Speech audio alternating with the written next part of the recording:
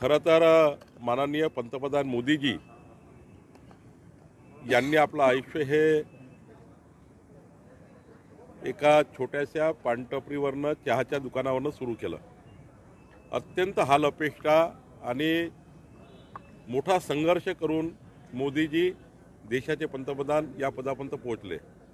त्यांच्या आयुष्याचा जर अभ्यास केला तर टाचणी इतकी बरोबरी उद्धव ठाकरे करू शकत नाही. टाचणी इतकी बरोबरी उद्धव ठाकरे हे मोदींची करू शकत नाही.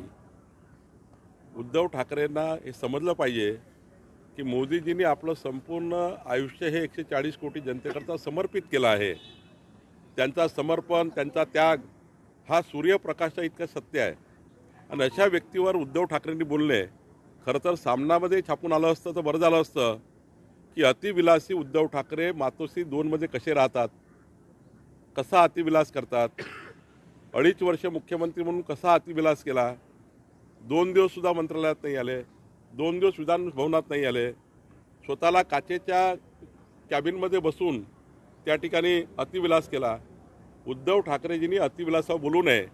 खरं तर केजरीवालाच्या शीशमहलवर सपोर्ट करण्याकरता उद्धव ठाकरे बोलले आहेत. मोदीजीवर बोलण्याची लायकी नाही आहे.